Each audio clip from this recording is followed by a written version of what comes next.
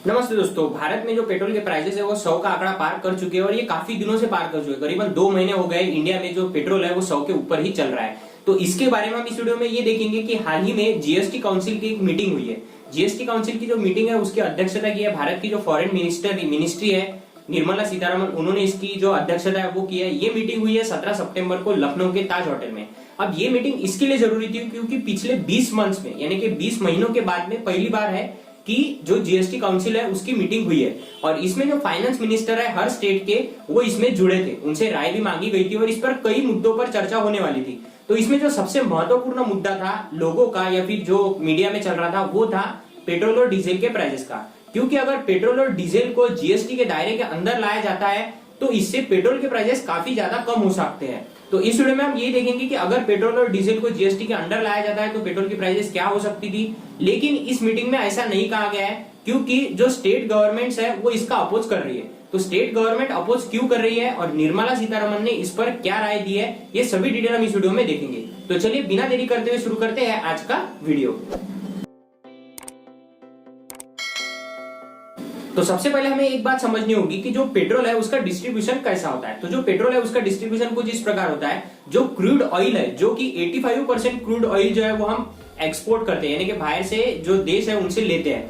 तो इसमें से सबसे ज्यादा जो क्रूड ऑयल की प्राइस होती है वो होती है 32 रुपए 28 पैसे। उसके बाद में इस पे जो फ्रीट चार्ज लगता है, फ्रीट यानी माल भातु, जैसा कि हम अगर सऊदी अरेबिया से इंडिया में क्रूड ऑयल लाएंगे तो उसके लिए हमें जहाज लगेंगे, तो इसके लिए जो फ्रीट का चार्ज है वो लगेगा 0 रुपए 29 पैसे। उसके बाद में एक्साइज ड्यूटी यानी वो ड्यूटी होती है जो सेंट्रल गवर्नमेंट इस पर टैक्स लगाती है। तो ये टैक्स होता है करीबन 32 रुपए 90 पैसे का। उसके बाद में जो डीलर है उसका कमीशन होता है 3 रुपए 39 पैसे का। उसके बाद में इस पर लगता है वैट यानी होता है वैल्यू एडेड टैक्स, और ये स्टेट गवर्नमेंट द्वारा लगाया जाता है और ये इस केस में लगता है 22 रुपए 84 पैसे। यानी कि टोटल अगर हम देखें तो क्रूड ऑयल की प्राइस थी 32 रुपए 28 पैसे, इस पर फ्रीट का चार्ज लगा 0.29 पैसे, एक्साइज ड्यूटी लगी 32 रुपए 90 पैसे और डीलर का जो कमीशन था वो लगा 3 रुपए 39 पैसे और वैट लगा 22 रुपए 84 पैसे। यानी कि जो टोटल है वो हो गई 51 रुपए 70 पैसे। यानी सपोज अगर 51 रुपए 70 पैसे लीटर पेट्रोल अगर इंडिया में मिल रहा होगा कहीं पर, तो उसमें जो टैक्स है वो हम देते हैं करीबन 55 रुपए 74 पैसे। उसके बाद में अब अगर इसके जीएसटी के अंडर लाया जाता है तो क्या हो सकता है। तो जीएसटी यानी कि गुड्स एंड सर्विस टैक्स, जिस पर मैंने डिटेल में वीडियो बनाया है, अगर उसे आपको जीएसटी को समझना है तो आप इस आईबॉल बटन पर क्लिक करके जीएसटी को भी समझ सकते हैं। तो अगर इसे जीएसटी के अंडर लाया जाता है तो क्या हो सकता है। तो जीएसटी में जो मैक्सिमम टैक्स है वो लगता है 28%। यानी कि ये जो हम इस केस में देख रहे हैं 55 रुपए 74 पैसे जो हम टैक्स दे रहे हैं ये काफी ज्यादा कम हो जाएगा या फिर ये इसका आधा हो जाएगा।